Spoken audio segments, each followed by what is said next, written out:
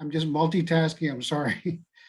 Welcome to the Energy Seminar Series. This is the third in the series, and we have a very interesting talk on energy risk management.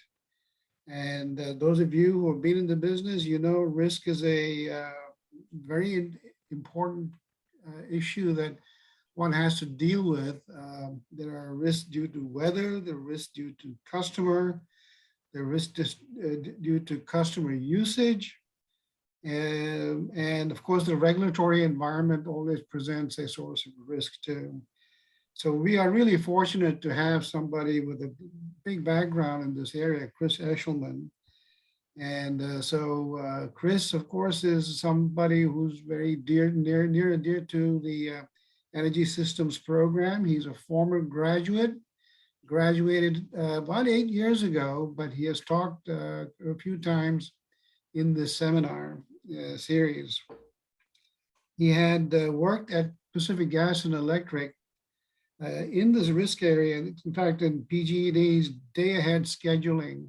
And I remember him making a presentation on that subject a few years ago.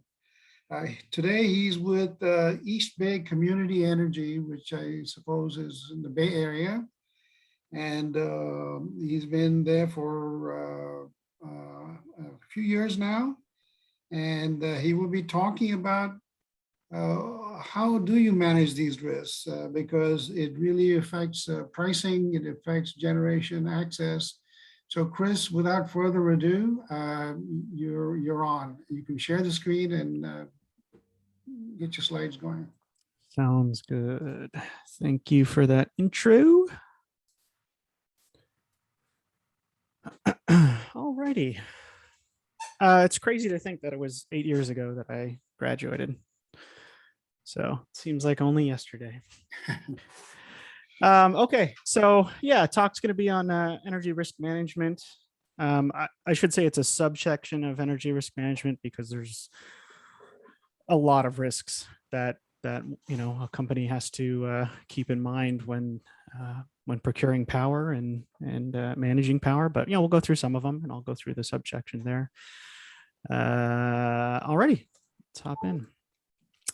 So I pulled this from the web since I couldn't say it more eloquently, but energy risk management calls for identifying, evaluating, and analyzing the risks that are associated with unpredictability and volatility in energy. And I think those two words that end in TY there, unpredictability and volatility, are key to keep in mind, especially here in California, because of sort of the swings that we get in terms of temperature, weather, customer demand, but also more recently down in Texas with the crazy cold snap that they had at the beginning of the year, where volatility and unpredictability kind of happened all at the same time, and prices went through the roof. So those are the kinds of things that we try and look out for and try and keep an eye on. Granted, we can't really necessarily forecast those types of activities because those are sort of like a 1 in 100 case, but try and mitigate them as best as possible. And then along with that, also keeping in mind the regulatory framework here out in California. East Bay Community Energy is a public load serving entity, and we are mandated by the California Public Utilities Commission, the CPUC, to meet certain requirements, as well as there's California laws that we have to adhere to in terms of renewable procurement. So there's a lot of different pieces that kind of go into actually managing these things here. And then, of course, kind of marrying those with the actual products and then the actual operational strategy, which is a whole nother can of worms there. But in any case, that's kind of the overview of what energy risk management is and kind of how that fits into traditional load serving entities. Well, I should also point out that this is not just for load serving entities. There are suppliers out there, companies that only provide supply instead of doing demand, and they also have to manage this. They manage the other side of the risk. They manage the production side as opposed to the demand side. So kind of works both ways. So a little bit about my background. So I have a Bachelor of Science in Mechanical Engineering from SDSU back in 2011. Never did anything with that. Immediately kind of hopped into going for the master's there over at Lehigh, graduated back in 2013, as Rudy had mentioned. And since then, I've had all energy related jobs across the country. I started up in Clifton Park, New York, doing some energy auditing type activities, and then moved over to Pacific Gas and Electric, where I really started to learn my energy market knowledge and kind of did a big reform on their hydroelectric bidding processes for the day ahead and real time market. So that's kind of where I picked up a lot of my analytical skills as well. But my current duties over here at East Bay Community Energy is, well, there's a lot of them really, but this is kind of a quick synopsis here. So I'm sort of in charge of our short-term electric hedging program. I'll go over how I do some of that actually as part of this presentation, because it is very, very key to the risk framework. Along with that, then there's also the long-term resource valuation. So we'll get into that a little bit at the end in terms of mostly for compliance purposes, as opposed to the short-term side where it's actually managing cash flows. And then there's the supply and demand. So as a load serving entity, we both have demand, which is all of our customers in Alameda County and one other city that's outside of our county. I forget what county they're in. And then we also have the supply. So we have a number of power purchase agreements, PPAs, that we have signed, and we manage the supply of those as well. So trying to manage both the cost and price risk, but also the production risk, as well as the compliance risk around those different supply and demand resources there. Come up with a number of the resource bidding strategies. So in order to actually make money off of these, you have to come up with bidding strategies for the day ahead and real-time markets. So come up with those. And then the last is the integrated resource planning process, the IRP, which is not unique to California, but it's, and I think it has a few different names across the country, but essentially it's just looking out at like a 10-year view of where both your company wants to be, but also where the state needs to be, where the greater region needs to be, depending on what kind of differences out there. So for the agenda here, it looks simple, but it's definitely not. So we're going to go over a quick portfolio view, just some of the building blocks that go into building a portfolio, sort of a generic portfolio, and how those kind of fit into the underlying concepts of risk. Then we'll hop down to going over price, basis, profile, volume, and load risks. As I mentioned, there's a whole host of other ones, and I'll kind of briefly touch on those, but we won't actually go in depth on those. Then there's a separate section for compliance risk. So that's actually, more regulatory based, and or if you're, a large tech company like Google or Amazon, it's it's a company mandate as opposed to an actual regulatory mandate. So you're kind of beholden by your shareholders as opposed to a government agency, but similar kind of risks there. And then we'll finish it off with questions at the very end. So let's hop in. And each of these subsections has a kind of a break slide there. Because this is kind of a very interesting topic, we'll wait to the very end to ask questions. But if there's something that is very crucial that needs to be asked right at the time, we can go for it then, since it is kind of hard to keep track of some of the stuff way up at the top. Part 1, the portfolio. So here's a sample portfolio. This is by no means meant to mirror East Bay's portfolio, since we have a kind of a variety of different things here, but these are just a few samples of what could go into a portfolio. So in the upper left there, that's sort of a sample solar shape. If we look on the x-axis, those are hours of the day. Hours are in hour ending over here in California, CAISO, WEC market. I think some of the other ISOs or RTOs use hour beginning, but essentially it's the same hour. It's just how you represent it. But in any case, so there's 24 hours on a day on the bottom axis, and then on the y-axis is megawatts. So that's sort of instantaneous megawatts throughout the day. So we have typical solar shape on the upper left there, peaking during the middle of the day when the sun is shining. No surprise there. On the bottom left, there's a wind, kind of a sample wind shape. Wind is actually fairly complementary to solar, as wind typically blows in the early morning and evening, which is traditionally opposite of the solar there. Although that doesn't always happen. That's just kind of a generality there. But having the two together there help offset some of the potential overgeneration of the solar relative to a portfolio. In the upper right, we have a block shape. So these are traditional block products. There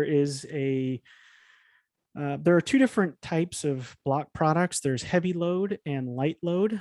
And if you look at the two different blocks, the one being somewhere around, I think 175, and then the other one being around 275, those represent the two different blocks of the day, light load being the hours 1 through 6 and 23 through 24, and then heavy load being 7 through 22. And that's how things are traditionally traded. So if you go out onto an exchange like the Intercontinental Exchange ICE, products are traded in two different blocks. You can only buy power either on peak or off peak, or heavy load and light load. You can't buy for specific hours. You can't buy specific shapes. So from a traditional market standpoint, there's only two options you really got. And then in the bottom right is just a sample load shape. This is just one that I pulled from California. So, across the country, it'll look dramatically different, but this is just sort of an average across the year, typically peaking in the evening. There's typically an evening peak, but here in California, it gets fairly hot, especially recently during the middle of the day. So there's a little bit of AC load as well as people working during the middle of the day. So you have commercial load as well. Those are just some sample shapes to keep in mind as we start going through this. So load, also known as demand, is the demand side of supply demand management, or supply and demand curves. It's the demand side. It is scheduled directly into the market, meaning it's scheduled directly into whichever day ahead market that you're participating in. There's no way to directly hedge this load in a forward market. You basically are just, you schedule it in one market, and whatever happens kind of happens. And then you have to use other instruments to hedge yourself. And we'll go over those in a bit here. It's based on the service territory. It's heavily weather dependent. If you look at, even if you look at the difference between, say, San Francisco and Oakland, which if people know the geographic difference there, one's on one side of the bay and the other one's on the other side of the bay. One could be perfectly sunny and fairly warm, and then the other one, namely being San Francisco, could be sort of in the low 50s and foggy all day. So even though you have a very close geographical difference, you're going to have different load shapes because of the need for AC, the need for heating, the different industries that are there. So very, very heavily weather dependent. It differs both seasonally and daily. So you have the seasonally. Typically, when you think about the seasons, we're thinking traditional seasons: a fall, spring, winter, summer. But then there's also the daily. And just because you're in, say, summer doesn't necessarily mean that you're going to have a summer shape. You could have one weird day where there's a cold snap and you get a completely different shape than what you expect daily or seasonally. So you have to keep an eye on that. And that's all driven by customer behavior and usage, which ultimately comes down to how you get this curve. So this curve is essentially just an aggregation of all the customers within a service territory. And within East Bay service territory, I think we have like 700,000 or so customers that all get, all their little kilowatts get rolled up into this one curve to equal a bunch of megawatts. Wind generation supply. This is a transaction that you enter in as what's known as available or pay as produced. So you can't guarantee that the wind is going to blow. So you're taking the generation as it is available, as it is being generated. It's typically signed via long-term PPAs, long-term being 10 years and greater, somewhere up to 25, 30 years. If you really want to sign a PPA that long, only produces when the wind blows. As I mentioned, it's kind of complementary to the solar shape. So it typically is between 1 through 7, 20 through 24 in terms of hours. And generation can disappear in a matter of minutes. So you can go from full megawatts to zero in a few minutes. And it's very challenging to keep track of there. So if I take that load curve that we have that I showed on the first slide, and then I put in the wind curve down here at the bottom in the solid section, now we're starting to build our portfolio. So essentially what we're trying to do is we're trying to fill up different resources to meet this line up here, our load line. And by varying the different resources, you're also varying the risks that's associated with them. Each of the resource types has their own risk that's associated. And you're also hedging your load. So as I mentioned, you can't directly hedge your load, but you can do these supply resources that will then hedge your load sort of in a financial and or physical manner, depending on what type of transaction you're in. Next up is solar generation. I think everybody's pretty familiar with this. Again, this is just like the wind in that it is as available or pay as produced. Again, it's signed via long-term PPAs, and solar prices just keep coming down. And especially with the new, which is interesting because with the new mandate or the new goals that the Biden administration has put out there, those prices might start to tick up a little bit as the demand for solar panels and land to build these increases. So we haven't seen any of that yet since things just went into place fairly recently, but it's something we're keeping an eye on. Is that typically prices go down for these types of resources, but when you have a huge demand in the actual resource itself, then prices could go up and could start putting pressure that way. As I mentioned, it only produces when the sun shines. As with the wind, it can disappear fairly quickly. So if you have a solar field and a cloud goes over it, you're done. The generation can drop from 100% to 5% fairly instantaneously, and that happens quite often. So keeping an eye on that. Typically between hours 7 through 18. Sometimes you get a little on the fringes here and there, depending on whether the actual solar plant itself has like tracking mechanisms. So you can have panels that will track the solar to help sort of increase the generation to be able to follow the sun throughout the day. And then you have 2-axis trackers, which so there's 1-axis trackers that only kind of go back and forth. And then there's other ones that have another pitch that they can go through to even get more generation. As I mentioned, it can disappear in a matter of minutes. With solar, it can actually disappear fairly quickly. With wind, you have rotating mass, so it doesn't immediately go away. But with solar, since there's nothing rotating, it's just the sun. If a cloud goes over it, it's gone in a matter of seconds. So a little different there. So if we throw that solar shape onto our portfolio, you start to see that we're getting closer and closer to that load line. It's kind of hard to see here, but typically most companies, at least most California companies, have contracted more solar than wind. Wind is only primarily in 2 spots in California. So you'd have to contract out of state, and then it becomes more competitive. A lot of other people want the wind as well, especially down in the New Mexico wind, which is a popular spot these days. So typically you see a lot more heavily solar-based portfolios than you do wind. And I know that there's a push to do offshore wind kind of coming. I know there's some groundwork being laid in California, and I know the East Coast is putting some framework in there to do that. So hopefully that'll open up some more wind. But typically you'll see a portfolio like this, throughout. I know PG&E's portfolio kind of looks similar. They don't have a lot of wind, but they have a lot of solar. And it just goes into trying to manage the risks that are around that. Is that you start to see that it's starting to look very heavy during the middle of the day in terms of coverage up to that load line. Geothermal. So this is hard to come by. There's not a lot of places that have geothermal in terms of locations. And then the ones that do, they're typically long-term contracted, and it's hard to get a slice of it. There's only a few sort of new geothermal spots that are being created in sort of the Western US. I can't say anything about the Eastern or the Central, but it's hard to get a piece of this. But if you can, you typically like it, because it is, for the most part, a baseload resource. And by baseload resource, I mean that it has a fairly flat shape.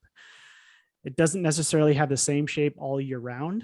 So that shape may, or that line may, go up and down a few megawatts here and there, depending on seasonality, depending on if they're using waste steam for other downstream processes or anything like that. But again, it's signed via long-term power purchase agreement. It's produced from heated earth material. So you're basically using the heat of the earth to heat some sort of medium that then heats a heat exchanger that then creates steam, that then the steam goes through an evaporator and it goes through a turbine, yada, yada, yada. You're basically indirectly using the earth as your medium there.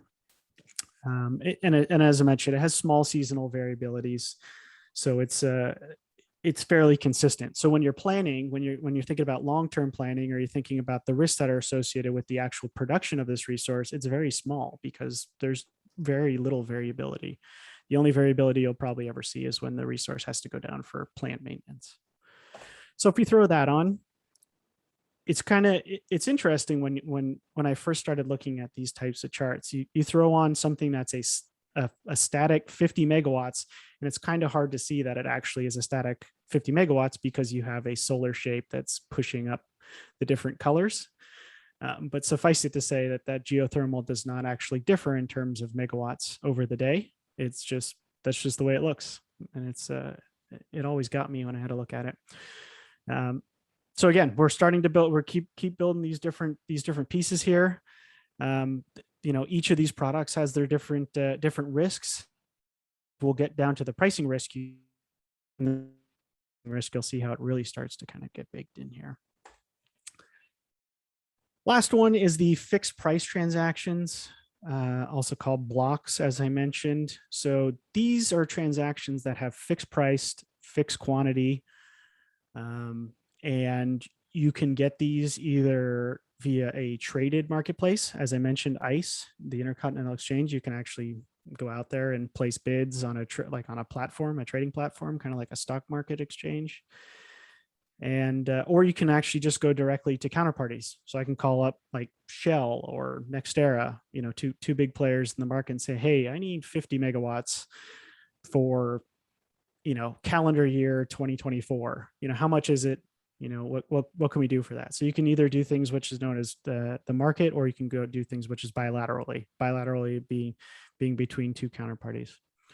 They're traded in those blocks that I mentioned, the heavy load and light load. So there's two different blocks, and across the country, those blocks have different meanings, but they're only slightly. I think they're off by 1 hour, depending on which market you're in. They're liquid. And liquid meaning that since it is a heavily traded product, you can quickly liquidate the asset if you need to. There's the ability to. So it's there's the direct correlation to the market. So that equates to your mark to market. And I'll go over that in a little bit here. But then if you want to do custom blocks, if you don't like the shapes, you can do any blocks of any hours. You can do a shape. You can match your load if you want to. You can match the complementing hours of your solar.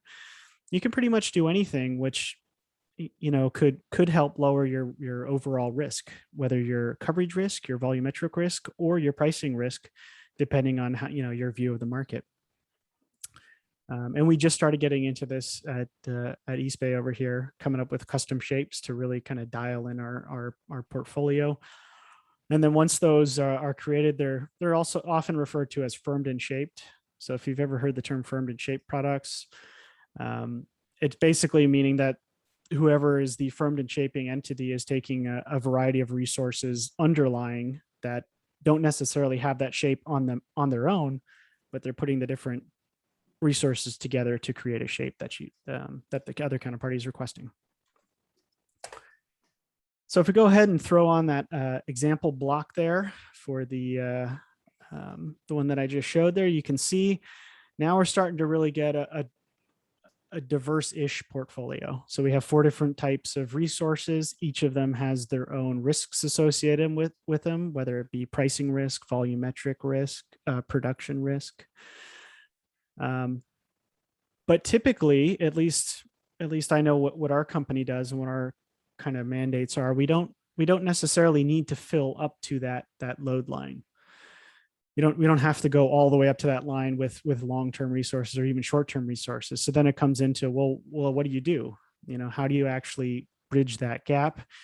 And that's where the day-ahead market comes in, which is in that kind of shaded cross-hatched area there. So any difference between the volumetric coverage of your resource pool or your supply pool and your load line or your demand side will then get filled in with day ahead purchases. So I should say this chart's a little misleading because the crosshatched section is actually the entire load block. So essentially, if you remove the colored sections at the bottom, you submit all of that load to the day ahead market. But then what you're doing is you have these other resources that have already been contracted at predetermined prices, and then you're selling those into the market to offset the cost of the full crosshatch section. So essentially, this is showing in an ideal world your net of what your long-term purchases versus your day-ahead market purchases would be. And I say ideally because this is not how it works. There's a lot more dynamics, but when you're doing long-term planning, when you're doing portfolio management, when you're trying to show pretty pictures to the senior management, this is how you do it. It gets really complicated from here if you try to add in extra stuff, but this is essentially what we're going for. We have our load forecast, we have our resources. What does our open position look like? What are the risks associated with leaving our position open? And if we think it's too risky, then we'll go out and start to fill in that crosshatch section with some more resources, which is where you go out and procure either long-term power or you do short-term power, depending on what's going on. I threw this in. So this is a sample. This is a different load line. If you notice from the previous, this is actually some data that I had pulled from some other research that somebody else did on a California data center. So typically when we look at, we don't actually look at this data, but when a large corporation, namely being the tech companies, because they're the largest purchasers of renewable power these days, namely being the Google, Amazon, Facebook, Microsoft, those types of companies. Their data centers that they have, and this is just for California, so it's definitely going to be different across the world for sure. But here in California, their load peaks during the middle of the day as both the usage on the servers goes up with businesses being open, but also the cooling load for the data centers goes up as well. So that's kind of why you get a middle peaking instead of an evening peaking sort of load shape. So in this case, you can see that the solar shape is actually much better fitted for this type of load shape. Kind of fills in. It's obviously that it's not going to be perfect, but it's much better than say the other load shape that I showed. And I also removed the short-term purchases from this chart because not a lot of while the companies are doing short-term purchases now, their idea is that they won't be doing a lot of short-term purchases in the future. In terms of physical energy, they might be doing financial products to hedge their positions financially, but not necessarily physically. And it also goes back to the compliance, which I'll mention at the there's a section at the end that we'll go over, but they don't want to procure short-term renewable products because that's not part of whatever governance that they set up when they came up with these targets that they set. So a little bit different in terms of procurement from a load serving entity like us, like a public utility, but they're still able to utilize any renewable resource that such as solar, wind, geothermal, to build up to their portfolio. So that's just kind of the overview of just a sample portfolio. It just sets the groundwork for, what we look at in terms of risk. So you can look at a portfolio and it looks good from charts and it looks good from graphs. But until you actually get down into the weeds of things, until you get down into the numbers themselves in terms of like hourly numbers, you won't fully appreciate the risks that are associated with it. So here's just a few in terms of energy risk. So in this presentation, we're mainly going over sort of the portfolio management risks in terms of price and volume and production risks and a little bit of compliance. But there's a number of risks that are out there in terms of long-term resources and even short-term resources that a company has to keep an eye on. The first being development. So that's whether the plant that you're purchasing power from will actually get constructed, whether it will get the necessary permits that it needs to, whether it will meet the guaranteed commercial operation date, which is known as the GCOD, whether it'll come on at all. There could be a lot of things that happen during the process of procurement of say solar panels or wind turbines, that something happens and the plant might not actually come on. So when we're signing long-term PPAs, we're signing them typically out about 2 years or so. So a counterparty can get financing, can get construction figured out, get the resources procured, and then actually build the thing. So there's a lot of things that can go wrong in that time. Performance, whether a plant will actually operate to what you expect it to. So when you sign a long-term contract, there's provisions in there that say that a plant has to meet X percentage of the sort of expected energy that you'll get.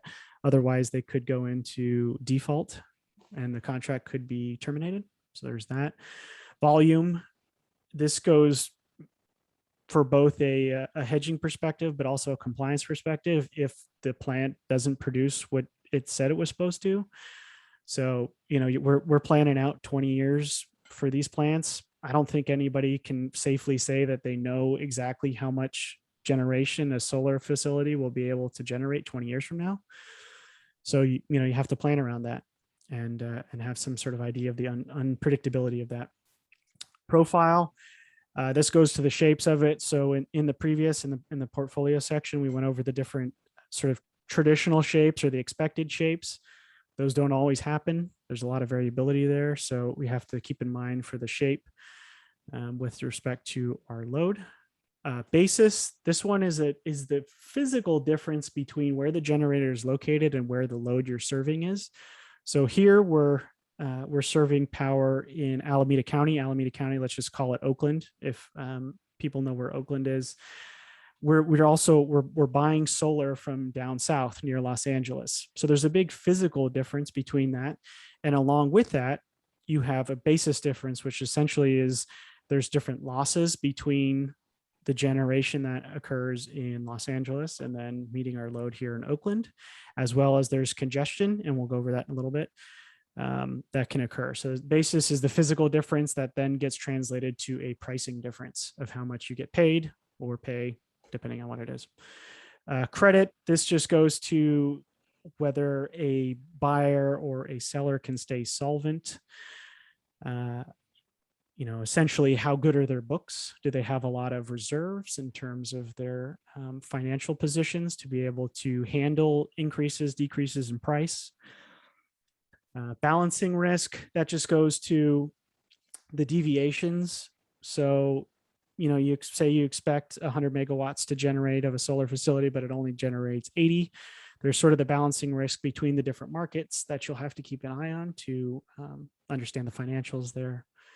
Pricing risk, this is you're locking in a forward price years in advance, and you're hoping that the price that actually materializes in the market is higher. If you're a load serving entity, or if you're a seller of power, a project developer, you want the price to be lower because then you're sort of making money there. So that's sort of the difference in price there. Length of contract, that just goes to mainly sort of a compliance risk as well as a resource type risk.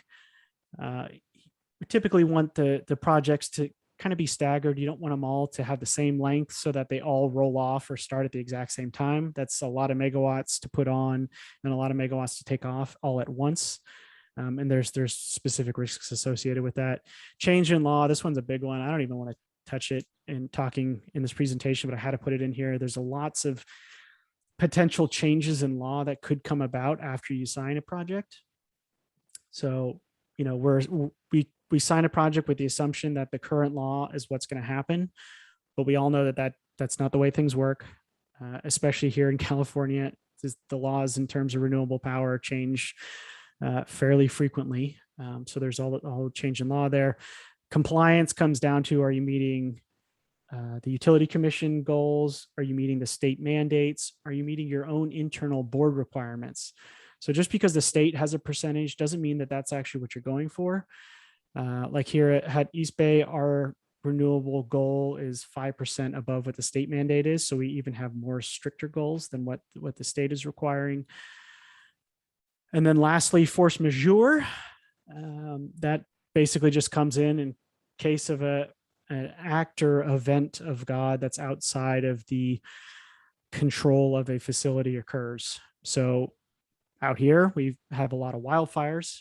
There was one of our projects that claimed force majeure for wildfire reasons. So that that fairly happens. But I would assume that projects on like the East Coast, you could have flooding, storm damage. If there's hurricanes that come through, tornadoes, depending on what those are all considered force majeure events. So the ones we're going to discuss in this are going to be price, volume, profile, basis, and compliance. So these are the ones that I most directly touch, but suffice it to say, all the other ones, we have to keep an eye on when we're doing long-term contract negotiations. Those ones come in here. But these are the ones that you could actually kind of make a presentation about. I don't think I could really show a presentation on change of law. Definitely don't think the charts would be good for that one. So we'll start with price. And for price, I just want to go over briefly what an LMP is, a locational marginal price. So it's made up of 3 different components. This is a price that a generator or demand will pay at a specific location within the system. So here in California, we have, I think, like 3,500 or so different pricing nodes across the state. And then the California ISO, the independent system operator, has even more nodes for the real-time market that extend all the way out through the Western US. So there's 3 different components. The energy is the marginal cost of energy across the entire system. That is essentially how much does it cost to provide the next megawatt of power to the system. And that is the same cost across the entire system. Everyone pays or gets paid the exact same energy cost. So that figure does not change regardless of location. Then there's losses. So that's dependent on the physical location between the nodes and a reference hub. So there's a few different reference hubs across the state, but losses are essentially, transmitting power is not a perfect science. So you have losses across between where the generator is located and where the reference hub is. DC power has different losses than AC power, so it depends on the lines that the power is going across. But each individual node will have a different loss component based on its physical location. Then the last one is congestion. This arises if there's too much or too little on the line, which is basically incentivizing supply or demand, depending on which way the congestion is, to manage what's going on. So if you have too much demand and not enough supply, the congestion will go heavy towards the supply side to increase the incentivization to generators to supply more, and vice versa if there's not enough demand and too much supply on a particular line. So just want to go over the basics of that as we start to get into the next pieces here. So pricing risk is a risk that usually falls on the buyer, for the buyer to manage. The seller will rarely wear that risk against direct price risk for as available generation. So as available being wind and solar. But for financial only transactions, the seller does wear well, I guess both parties actually wear the mark-to-market risk. And when I say mark-to-market, I'll go over this in the next slides here, but essentially the mark-to-market is when you lock in a price, say now for 2023, and as we get closer and closer to 2023, the market is saying that the price has gone either up or down relative to where you lock that price in. And you're basically marking, you have your initial points, let's say $20, and then the price a month from now goes up $5. Your mark to market is positive $5. And then a month later, it goes down $5 from where it started. So then now you're down $5 mark to market. So there's a mark to market risk here that essentially comes back to credit risk. And if you get too far mark to market in one direction, a counterparty can call on collateral. So can do a collateral call to basically make sure that they have enough financials to cover the difference in the mark to market. So let's do a price risk example here to kind of go through it. I think this is the best way to illustrate it. So let's assume the current month, September 2021, that's where we are right now, and we're procuring fixed price, meaning either heavy load or light load power for April of 2023. I just randomly picked this. There's no rhyme or reason here. So this chart here on the bottom is our days starting in February of 2020, going all the way through September of 2021. And on the y-axis is price. I didn't label it, but it's price on the left axis. And what essentially this is showing is saying every day starting in February of 2020, this is what the price was true. This is what traded for April of 2023 so far. So in February of 2020, the price for April of 2023 was somewhere around $33. If we fast forward to September of 2020, the price was somewhere around $37. And then if we fast forward to September of 2021, now the price is all the way up at $45. So this is the exact same month and year, so April of 2023, but the product gets traded every single day leading up to that. And players, kind of like the stock market, are taking a view on where they think that price is going to land. It's essentially, it's like a futures contract or a forwards contract in the stock market. That's actually almost the same thing there. So let's just say we procure some power in April of 2020. And typically what CCAs or community choice groups out here in California, their risk policies are fairly conservative. And what they do is they do dollar cost averaging. So they'll go out and procure power, say once a month, to try and dollar cost average their power that they're procuring. I know some other companies do that, but again, this is just sort of our policy here. So let's just say we procure power in April of 2020, somewhere around $33. Then we go out to market again and we procure some power around $36. Then we go out and procure again, and in March of 2021, and we procure somewhere around $35. And lastly, we procured some more power in June of 2021 for, say, $39. So now each of these times, I'm just assuming that we went out for the same amount of volume. But if you didn't go out for the same volume, then you have to do a volume weighted average to get what the actual sort of underlying average price is for this. But this is typically kind of what we do in terms of procurement of forward power, is that we'll go out and we'll, every few months or every month, we'll go out and procure a little bit here or there to dollar cost into it. So the average is around $36, which, if you look at this chart, is great.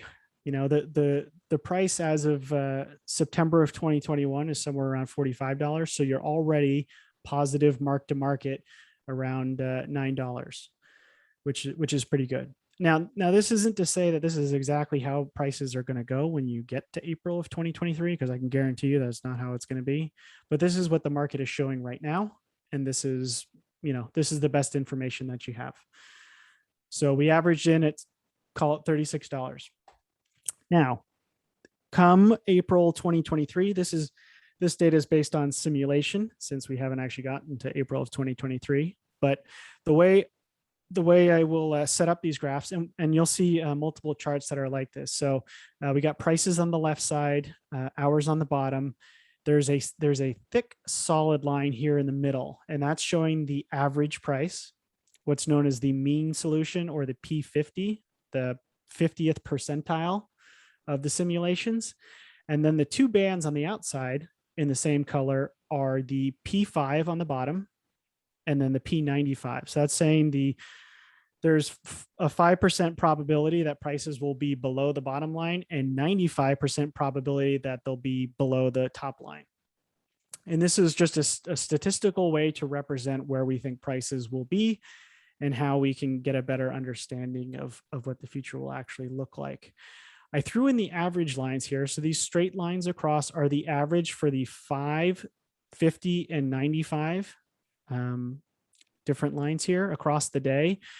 So if we go back to our previous and we say, okay, here's our average for 36, and then come this day, this is just one day, the actual mean price ended up being around $42. So immediately we can say, hey, we came out ahead because we paid 36, we got paid 42.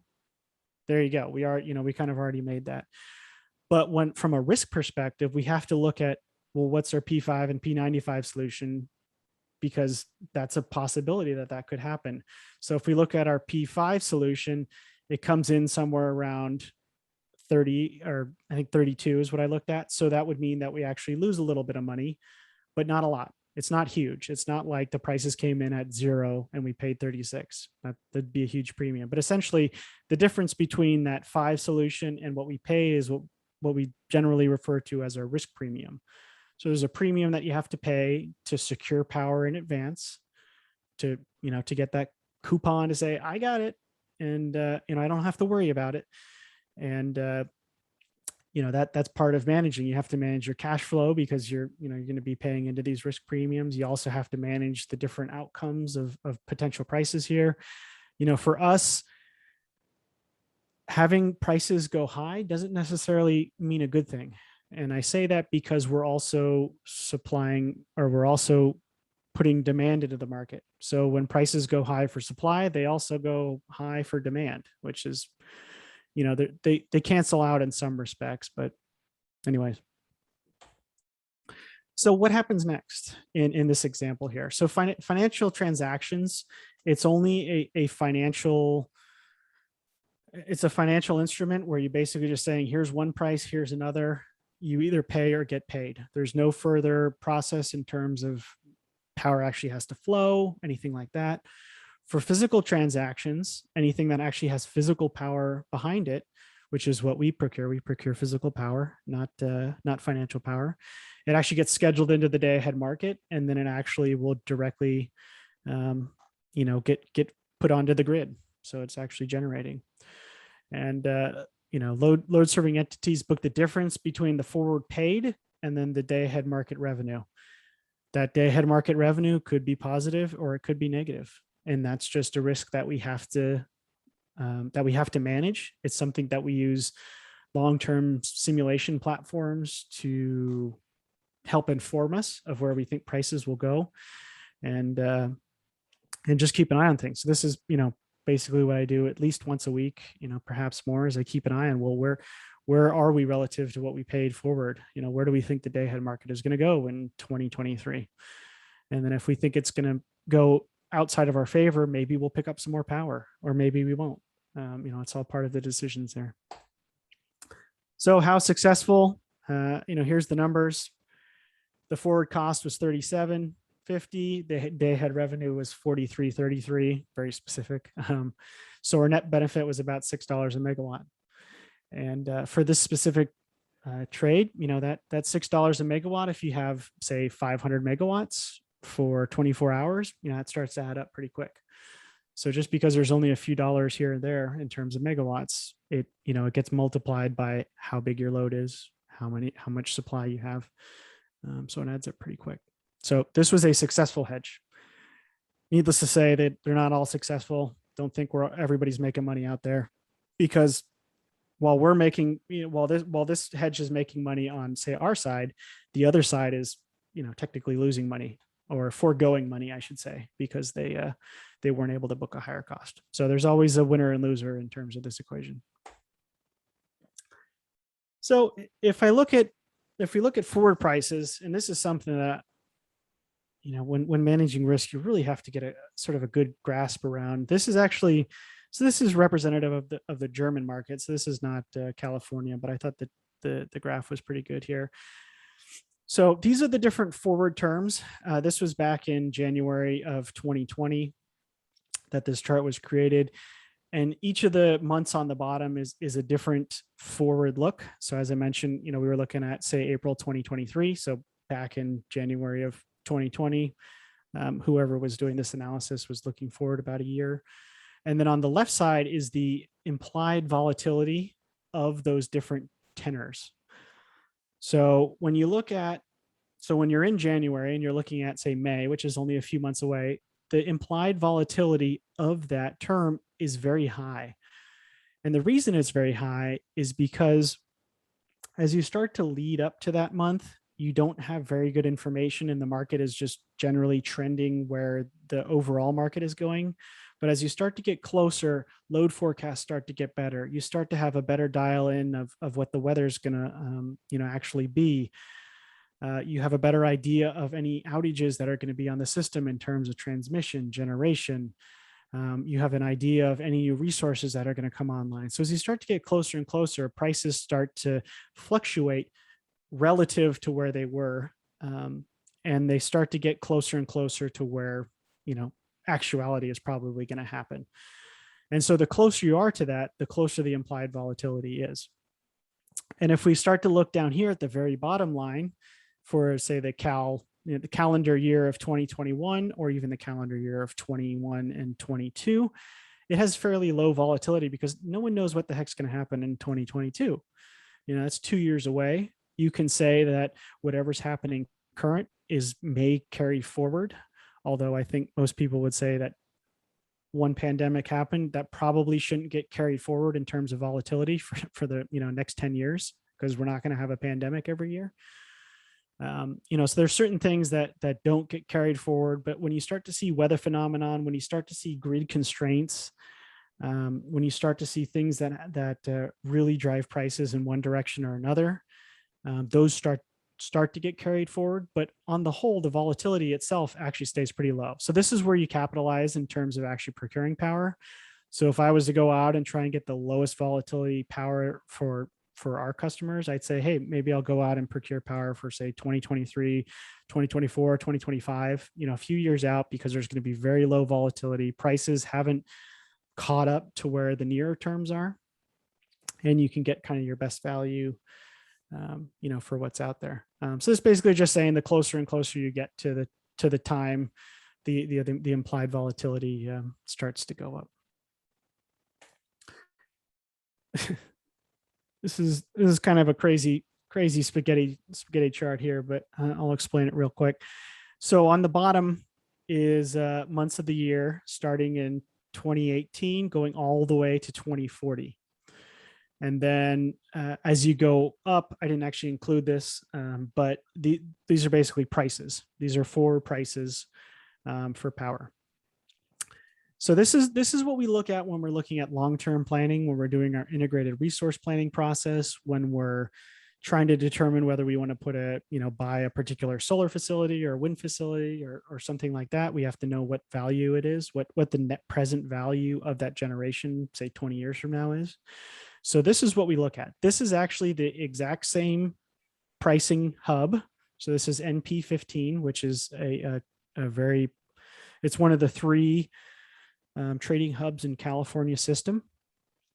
And this is multiple views of the future. So this is from different product vendors. So different consultants, different sort of products that are out there have different views of the future.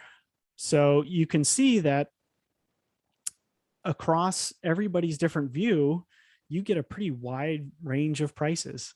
I will say that these high peaks up here are somewhere in the $150 range. And then these lows down here are around the $10 range.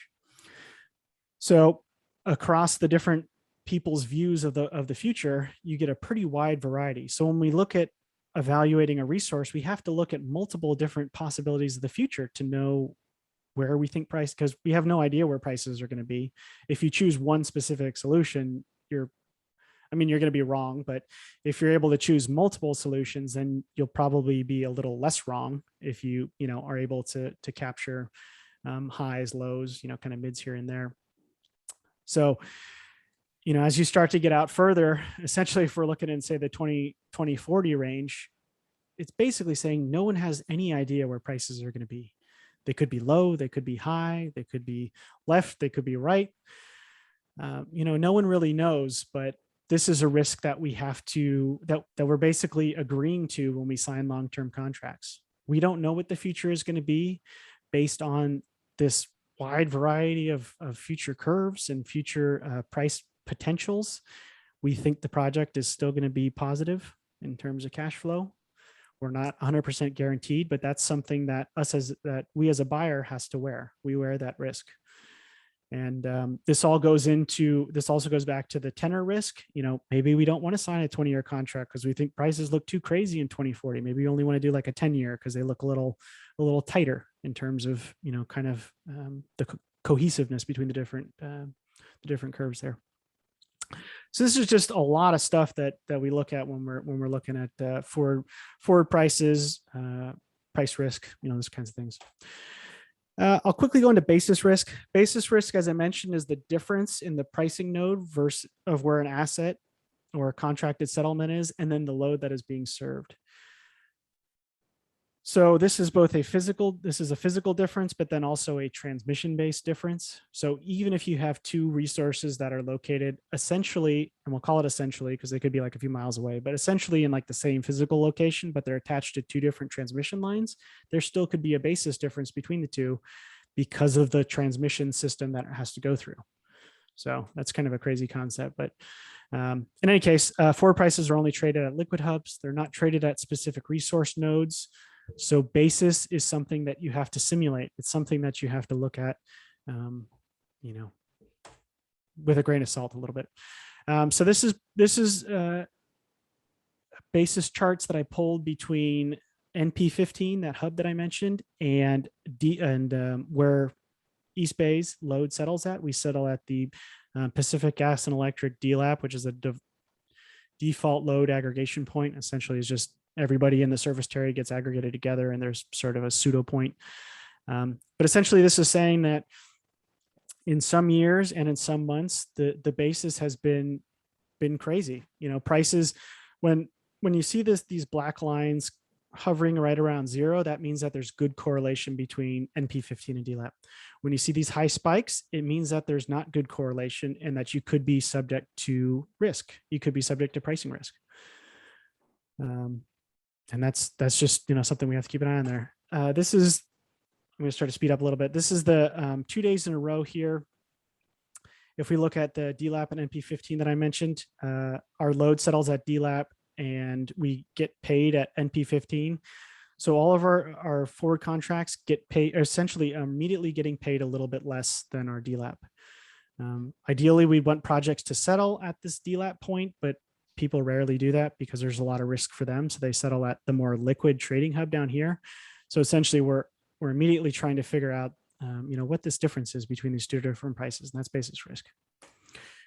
So how do we mitigate it? Procure on a consistent basis, dollar cost average, monitor forward markets, procure at different locations to spread congestion risk. That's something that we're trying to come up with, and then use multiple forward curves, that crazy spaghetti chart there, to assess variable possible futures of the outcome. Let's see here. Okay. Profile and volumetric risk. So this is shared between both buyer and seller, depending on the type of contract. One or both parties may need to actively, manage this risk. And we'll go over here. So as available, I kind of beat this one to death a little bit, but this is solar and wind.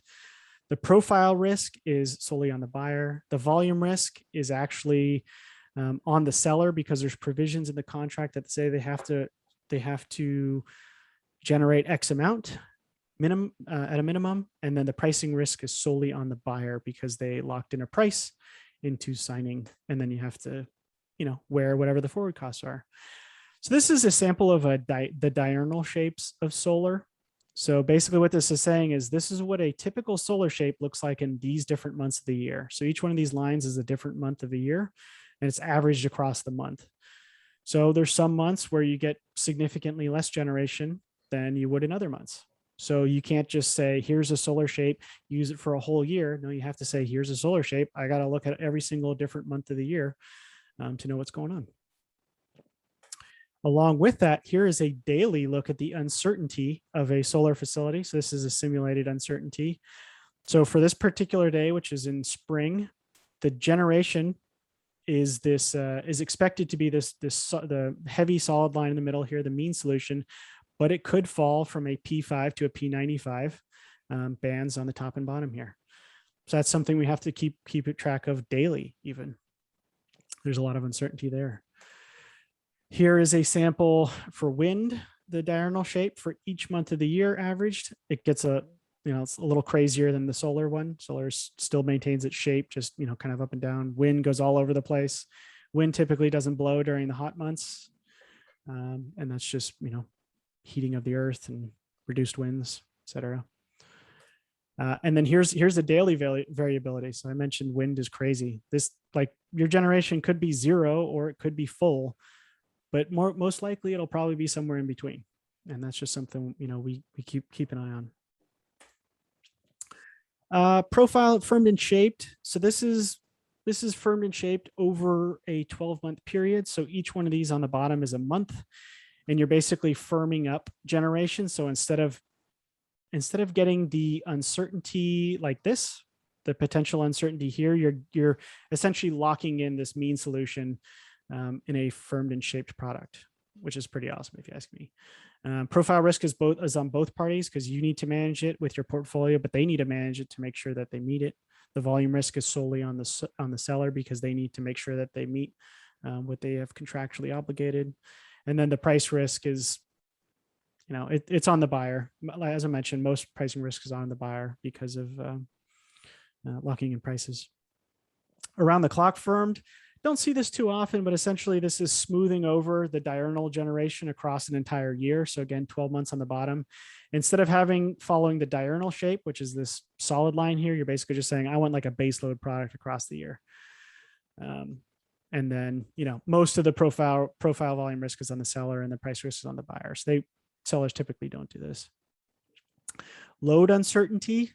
So with everything, there's uncertainty. So you could have your load, again, this is P5, P95, and your mean solution somewhere in the middle here. Your load could go wherever during a day too. This is driven by temperature. This is driven by customer usage. This is driven by, kind of what's going on. And if you look at sort of the beginning of the day here and then the end of the day, there's not a lot of variability because most people are asleep. And there's not a lot that could drive it in terms of temperature. But then you start to get to the middle of the day, people could go to work, there could be high temperatures, there could be, a number of things that drive this. So there's a lot of, load uncertainty risks that I have to keep an eye on. This is a data center sort of uncertainty. This is the same shape that I showed before. Typically data centers have like a kind of like a base, like a sort of almost like a base load usage, and then their usage goes up from there depending on demand and then weather. So it's mostly an upside uncertainty as opposed to a downside uncertainty, but suffice it to say, this is something that needs to be kept eye on. So lastly, how do we mitigate the volume and profile risk? You procure as available generation from multiple locations. Just because wind in California looks one way, that doesn't mean that the same wind from Wyoming or wind from New Mexico looks the same in terms of its generation profile. They have much different weather that differs when the wind blows. You can employ advanced, got to throw in the keywords these days, machine learning and AI to have better forecasting tools to understand potential generation. Actively update your load forecasts. That's another thing. I think that kind of goes along with number 2. You can go to market for non-standard products, shapes, blocks, as I mentioned. You can do call and put options. We don't do those, but it's something that we're looking at doing. Those are financial only transactions to hedge yourself, specifically dollar wise. And then you can, I didn't touch on this because I didn't want to, but because it's a whole topic unto itself, but you could pair storage with solar or wind to shift generations. That's the big push in California, is that pairing storage with these different as available generating resources will then help mitigate some of the risks for the people that are buying the power, but also mitigate risks for the grid itself, because you're able to shift some of this renewable power elsewhere. Last section here is compliance. So just a quick overview. So each eligible 1 megawatt generated by a resource that is renewable compliant or renewable eligible will provide the buyer with 1 renewable energy credit, which is also called a REC, which is used to provide proof of cleanliness of the power. RECs can be bought and sold amongst counterparties, so you don't have to keep them. And then utilities are typically required some law, depending on the state or the governing body, to have a set minimum RPS percentage, whereas I mentioned the corporations, companies, private companies are not bound by this, but are bound by internal goals that they have set.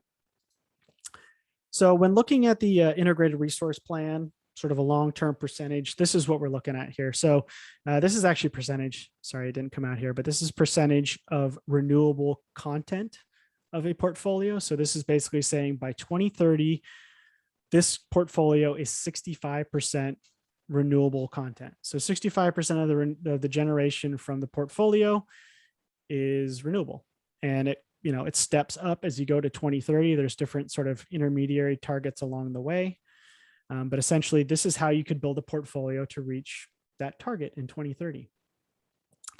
And in actuality, this is not how it works. You don't just beautifully fill everything up here with wonderful colored bars.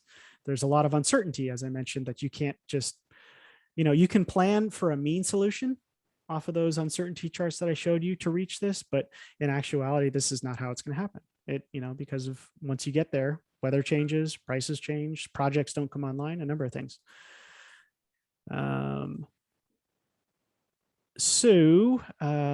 This is just to reiterate the uncertainty of potential different resources here. Well, what do you do in that case?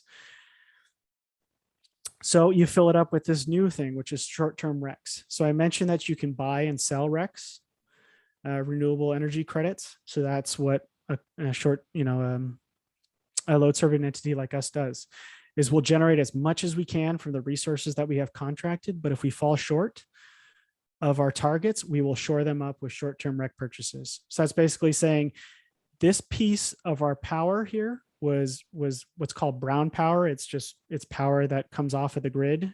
We don't know where it comes from. It could come from natural gas. It could come from solar. It could come from nuclear. We're unsure.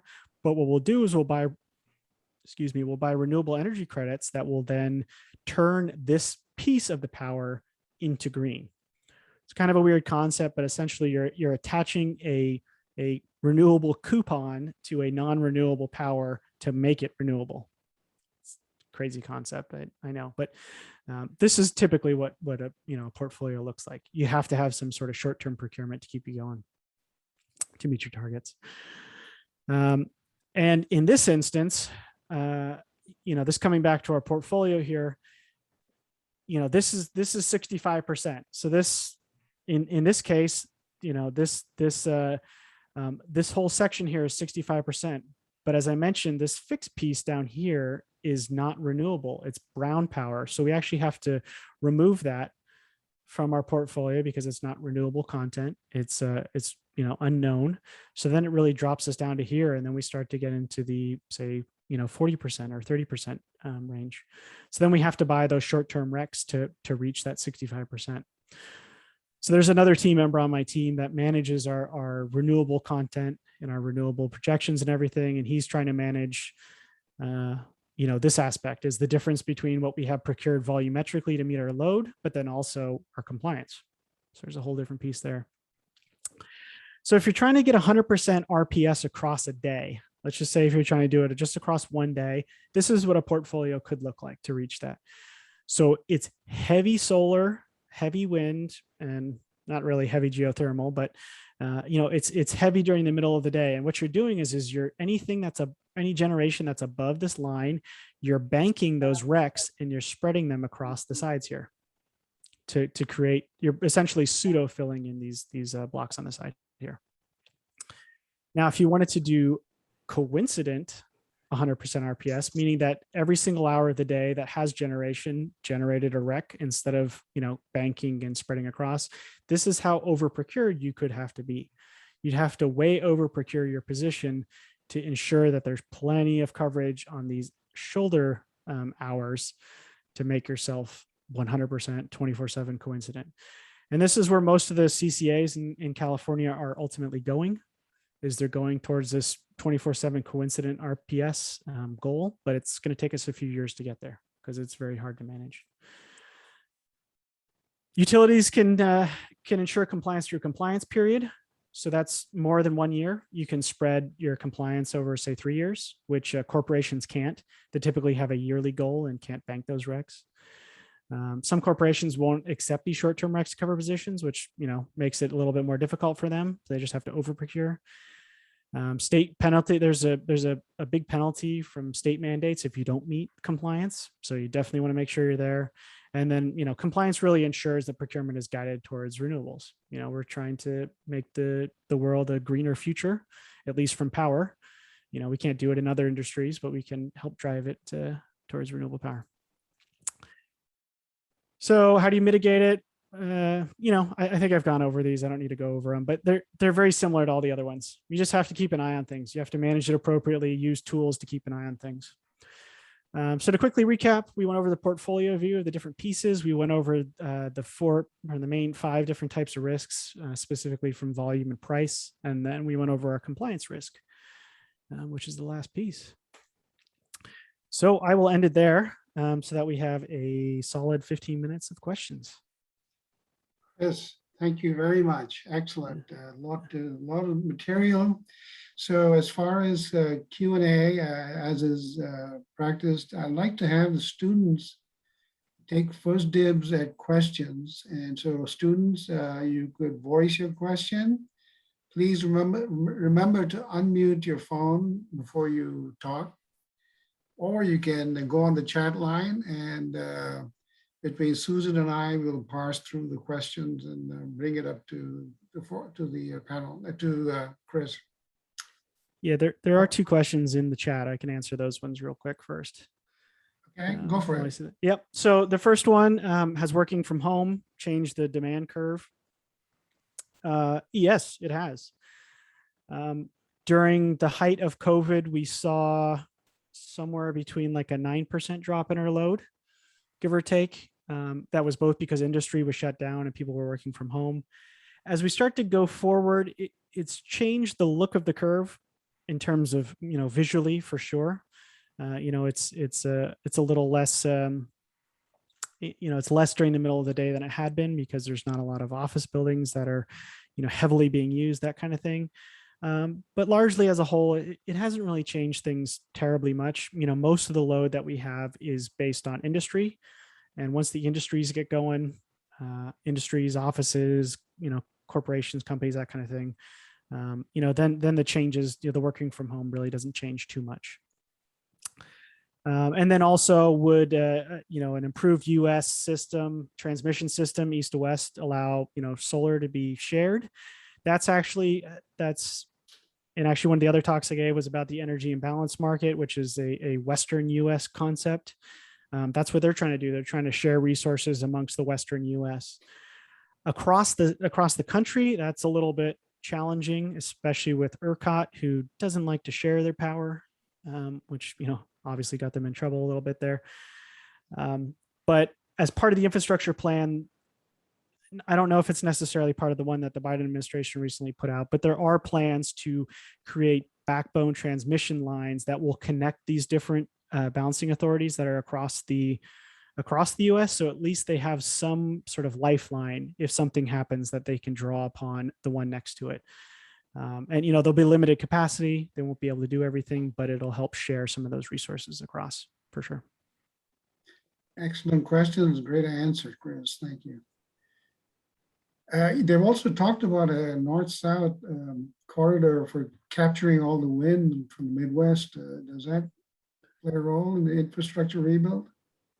Yeah, I don't know too much about that one. I've heard of that, but at least out west here, the furthest we go is like New Mexico in terms of wind. If they were able to build more, lines out further, I'm sure we'd love to be able to pick up some of the, sort of the MISO resources if possible. But again, they're less clean than we are out here in terms of RPS. So, you may not want to start dipping into that pool. We have a question from Anna. When RECs are used, where does it come from? Do they cost more? Yes. Do they cost more than the DA market? No. How So can you know they're from renewable resources? yeah, good question. This is a whole thing by itself. So a REC comes from. So when you get when a project is created, it has to register as a renewable project. It has to get certified. Once it gets certified, any megawatt of generation that comes from that resource then gets a REC generated with that. So for every megawatt that comes out that gets put onto the grid, it generates a REC. Now, how do they know that it comes from the renewable source? There's a lot of paperwork. There's a lot of data trails that go along with that. There's meter data that has to get submitted, validated. There's a whole agency called Regis that tracks all these RECs and sort of awards these different RECs. They don't cost more than the day ahead market because if you are procuring, well, I shouldn't say that. They do cost more. So if you're procuring power, say from a long-term contract, you already have the REC built into the cost of that PPA. So say you paid $25 for a solar PPA, you get 1 megawatt of power and you get 1 REC for $25. In the day ahead market, if you're buying brown power, you're buying it at whatever the cost in the market is. So it could be, say, $10 at hour ending 10, or it could be $100 at hour ending 18. But that's brown power. In order to green it up, then you have to buy a REC on top of that, which is typically $12 to $13 on top of that. So it could cost more, or it could cost less. It really depends on, where things are at in terms of the various markets. Good question. Great answer, Chris. Let's see, Carol has a question. Speaking of RECs, the graph you showed looked like RECs are pretty constant over the following years. Did I read that correctly? There's no growth in RECs for the future? Well, this is a very simplistic example. But essentially, no, the actual, so all of these different colors that are on this generate RECs. So essentially the RECs is the entire bar, although it's just broken down by the different resource types that generate those RECs. So RECs are growing in the future because you're going to have more renewable resources. You're going to have more RECs that get generated. Going to have more RECs that get traded as corporations try and, green up their own power.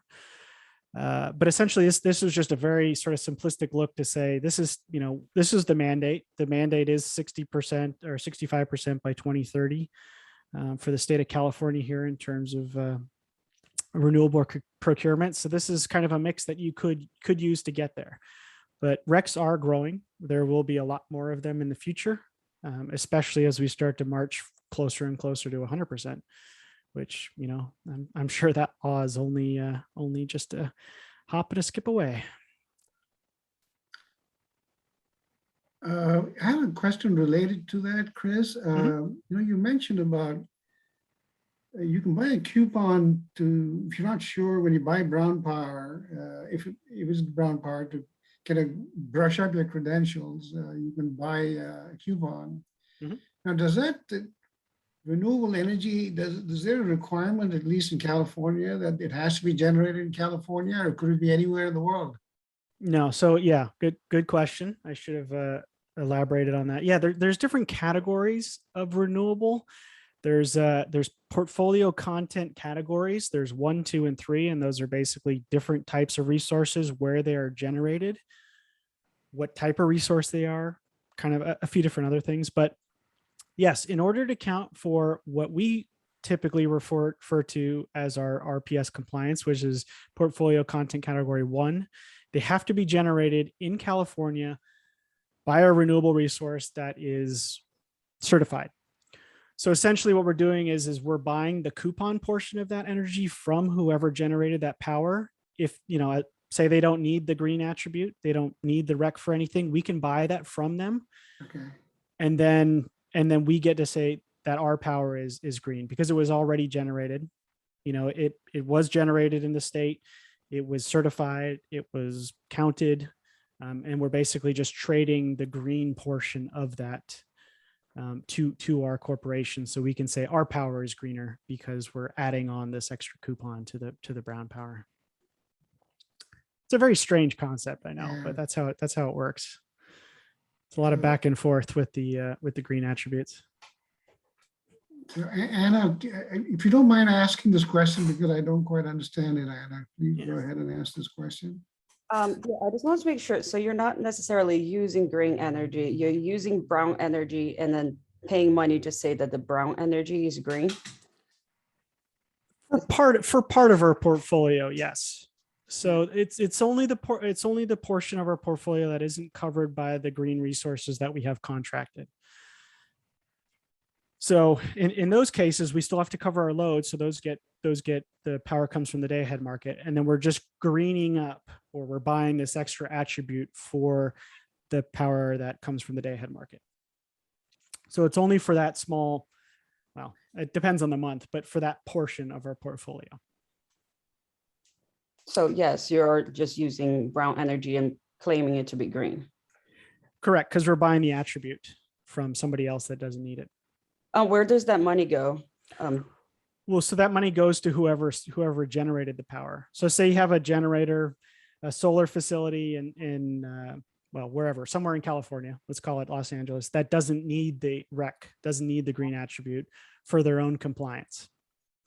They can sell that, just that green attribute piece, and we will take that green attribute piece, attach it to our portfolio as a whole, and say, we're a higher green percentage because we have those coupons that say that, green power was generated in California. So we're not, there's no mistaking that. We're just attaching it to our company instead of them attaching it to their company. Here's another question from Laura. Do you have any idea of how many RECs? Oops, what happened here? Oh, sorry. Another question came. Let me read the question again. Do you have any idea of how many RECs for East Bay Community Energy are coming from owned assets, and how many are purchased from the market? Sure.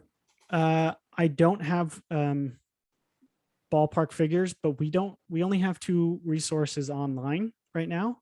We have a bunch of them coming up in the next few years, but as of right now, I'd say the vast majority of our RECs are purchased from somebody else, as opposed to generated within our portfolio.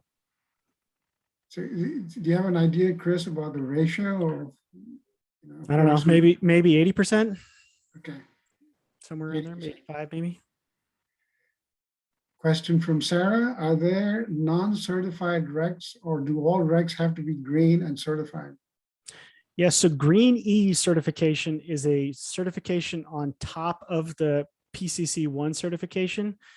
It's like a whole different thing. So we don't deal with many RECs. We only the content category 1 RECs and PCC 2 RECs. There are PCC 3 RECs, which don't really count for much anymore. I forget what the stipulation is there, but it's an out-of-state resource. And then there's also something called a PCC 0 REC, which, I won't even go there. So there are other types of RECs. They're all certified. They're just not necessarily usable for compliance. Okay. Any more questions? Just want to say, Sorry, I have a go ahead. question. Actually, a couple maybe. Can you change the load balance during the day? In the future, people are going to be driving 100% perhaps electric vehicles and trucks and all that stuff, commercial vehicles.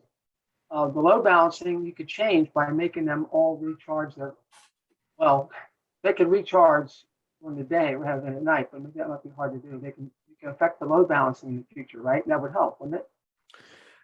Possibly, yeah. They're specifically with electric vehicles. There's some pilots that are out there, which is called vehicle to grid. So that's actually a framework where a utility could call upon, or say Tesla as a corporation, depending on who wants to, could actually, give signals to their fleet of plugged-in vehicles of when they want to charge, and they could actually discharge to the grid to help load balance that way. There are a number of different ways that you can change things and utilize the different frameworks that are out there. The prices that actually get passed along to the customers is not a real-time price. It's not actually what's happening in the market. So if prices say go negative, typically that would be an indication that you would want to charge, say, a electric vehicle, but that doesn't necessarily get passed on to the customer because customer rates are only changed, say, twice a year. So there's a little bit of difference in dynamic between, say, rates and then actual, sort of real power prices happening. You have to go to a place like Texas where they actually pass on some of those rates. But alas, some of those companies went bankrupt because of what happened recently. So, maybe not a great idea just yet, but something for the future. Then one more question. Storage, would see from your charts here, storage would be a big factor. If we can develop enough storage capacity, we can, even out the solar portion a little bit. That would be real big help, wouldn't it? Oh yeah, there's no doubt about it. And a number of our projects that we have storage attached to them, attached to the solar itself, as well as a number of solar facilities, storage facilities that are what is known as tolling, and they don't have any solar attached to them. They're just for sort of like arbitraging and shifting around when generation can happen. So it's a huge part. California is definitely leading the way in that front. There's a lot of storage that actually recently came online in the state. And there's a whole bunch projected to. We haven't necessarily seen the effects of that or seen how that actually works in practice, since it's been a very short sort of sample time. But we think that it will help quite a bit. And one more question, quick one. Yeah. Carbon capture. If the dirty brown sources can use carbon capture, do they become green? No. There's specific requirements specifically in California for what is considered a REC, compliant resource, and it's only the true renewable resources such as solar, wind, geothermal, and hydro. Say, Chris, the questions keep pouring in. I'm not going to hold you too long, but here a couple of questions. Yeah. Very interesting presentation. When over procured, how do you price curtailed energy? Mm-hmm. Are there storage only PPAs? Yeah, so I mentioned the storage only PPA before. It's called a tolling PPA. And that's, where you're basically just doing arbitrage. You're arbitraging between what you think is the lowest part of the day and what you think is the highest part of the day. So that's definitely something that's out there. I believe that we are actually going to be the first CCA to have a storage contract, but I'm not sure on that one. So we'll see. We'll see once the press officially comes out on that one. In terms of over procuring, we don't over procure right now because we don't have enough resources to over procure to our load. So as I mentioned, any of the difference between our procured resources and our load is picked up in the day ahead market. So then there's by nature no over procuring for that. In terms of curtailing energy, that would actually be that would be an over generation of energy. And some of our facilities do have curtailment provisions, but this also goes back to the storage piece that if you can attach storage to a solar facility, you may never have to curtail, and you can actually pick up that energy inexpensive and a very inexpensive energy, shift it to a later part of the day and make a lot more money and get the green attribute from it. So it's something that we're looking at. So here's a question, a legal question. Are there legal ramifications for companies that sell their RECs but still make a marketing claim of having clean energy in their portfolio? No, I would say, well, I would say that that's a difficult question to answer, because just because they're selling RECs doesn't mean they're selling all of their RECs. And just because they say that they have clean energy in their portfolio, that doesn't necessarily mean that they need to keep the RECs to meet that.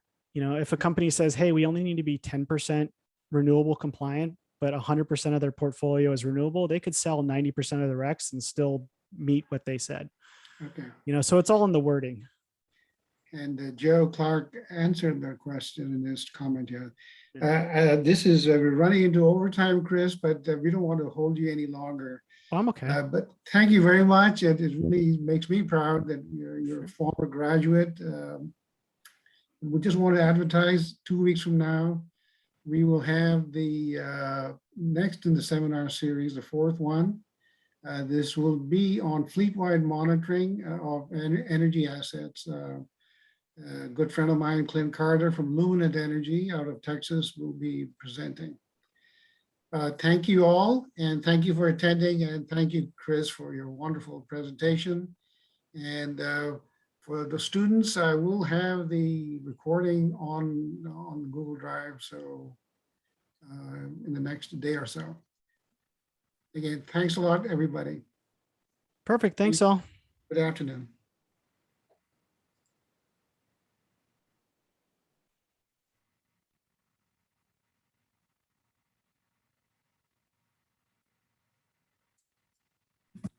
Rudy, it's Carol. Rudy. Hi, is there a way to obtain Chris's email? I'm not sure if he was willing to share that with any of the students, but I need to digest this more, but this is really fascinating. So once I digest it a little bit more, I think I'd have more questions. I'm not sure if he's willing to stay connected to any student or. I think, being from the same school, there shouldn't be a problem, but I think Susan has a list of all the, the email addresses. Susan, you're still on? Yeah, Carol, I can reach out to him and get his permission to share his email with the students. Okay, that'd be great. Thank you. Sure. Fascinating. This You're was welcome. I loved it. Thank you. Good, thank you. Bye-bye. All right. Thank you, Susan. You're most welcome, although you did all the reading of the chat messages today. Well, it was just rolling in so quickly. I know, it was a good session. Yeah. Let's see. Did you hear from Clint at all? No, not yet. Okay, because he did confirm that he will be talking. So I was just, let's wait a day or so and see what happens. Okay. Push comes to shove, we have his bio from previous presentation. He made a presentation to Advisory Council. Okay. So that was back in May? When was it? Yeah. May? Do we have bios for that though? Yeah, he made a special presentation. Oh, yeah. Okay. So we have his bio, so at least that we have. Yeah, I can look that up and see if I can find it. Yeah. All right. All right. Hey, this is a great presentation. Yeah, I'm right. I want to go right down the list and ask for all the reach out to all the October ones, because they're gonna they roll one almost after right in. another. Yeah, rolling right into each other because of the thingy. Do I have to do anything more for the field trip? Well, let's see. We got the place. We got 10:45 to whatever to 12:45. The only question was lunch. She sent that. Did she copy you on the email that she sent me with the picture? You mean at the room? Yeah. Yeah. I think going to a restaurant is not a great idea. if we have to have lunch, it needs to be catered. The question is, should we do lunch at all? Okay, because, I mean, yeah, I mean, it's up to you, because I mean, What, you know, those rows are like kind of, I mean, those rows look to me like they're on top of each other, like those rows. I mean, call me crazy, but I mean, look at the guy. If you look at the guy in the one picture, he's almost turned sideways and he's touching, the front of the desk and the desk behind him. So there's 3 rows of tables and it doesn't look like it's very roomy. So as far as Yeah. spread out wise, it makes me a little nervous as far as eating. So why don't we do this? Is this still possible? You know, remember you talked about Starbucks coupons? So we don't, we basically give the students, those coupons and say it's, you can have lunch on this. Well, yeah, but I mean, what does that do for them that day? Then they won't have lunch. Well, they have to, that's what I'm saying. That's the negative is we won't be together having lunch. That's, Yeah, but I mean, for that day, then they won't. I mean, if they're going to be, how long will they be there at that thing? from 10:45 to 12:45. So after 12:45, they can. use Oh, their coupon. okay. So it's not like it's 5-6 hours. Okay. No, that's not 5-6 hours. Only 2 Yeah. hours. Okay. Yeah, I could do that. Now, what? Did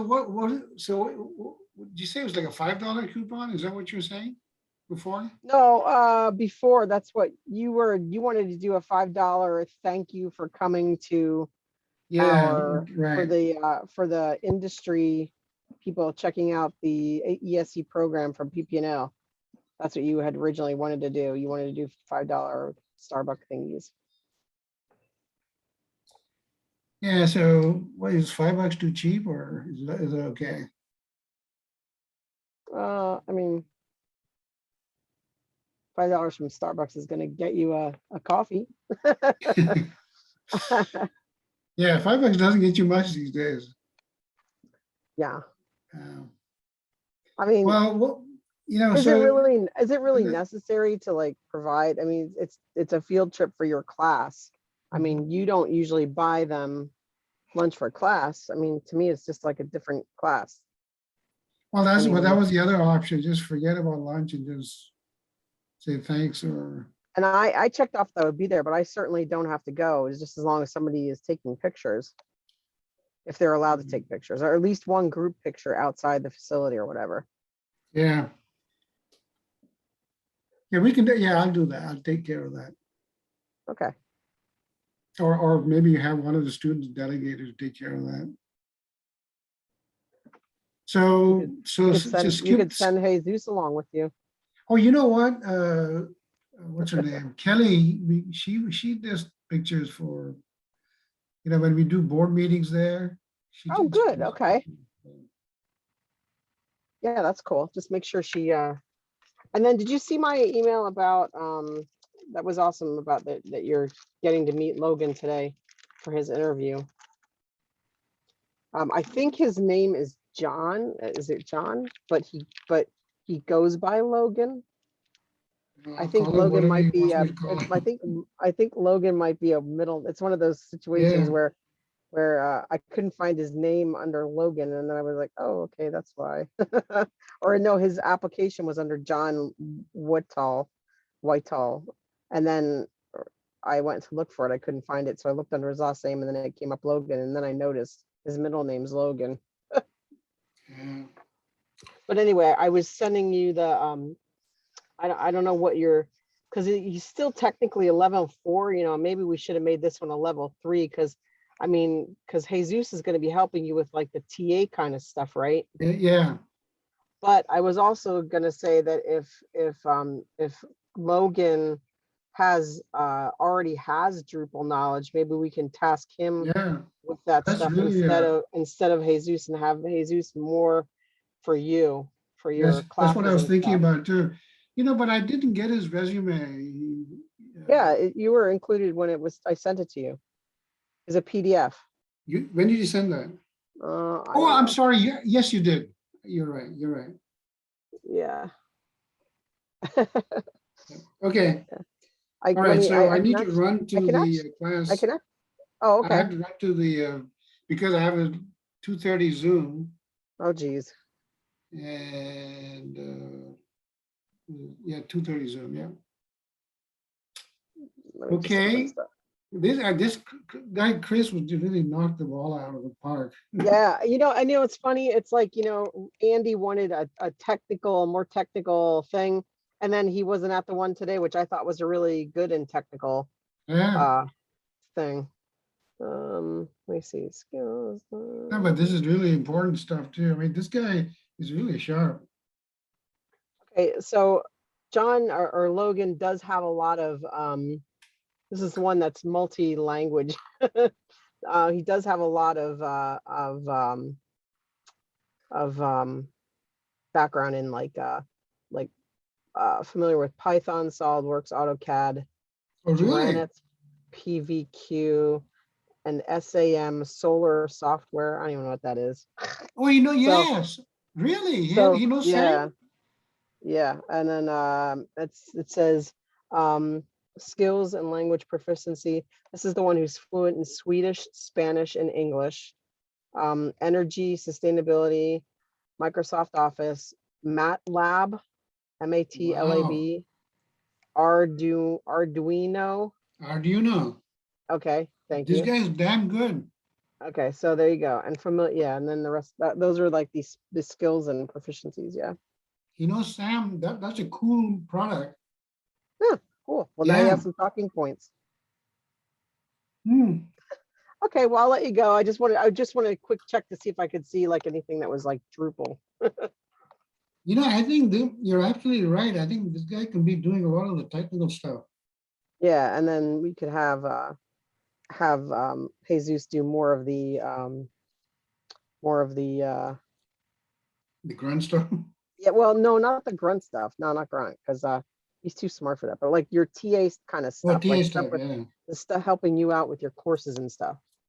Yeah. Yeah, this guy, Logan, seems to be a really sharp guy. Yeah. All righty. Okay. See you then. All right. Have a good one. Bye-bye.